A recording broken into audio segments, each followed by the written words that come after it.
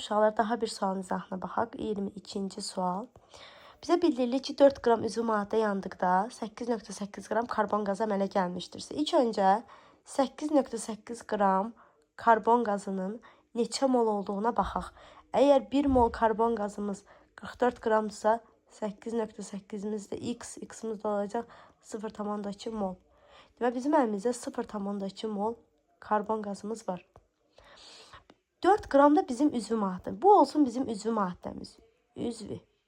Bu olsun bizim üzvü maddəmiz. Üzvü maddəmizin qramı 4 qramdır.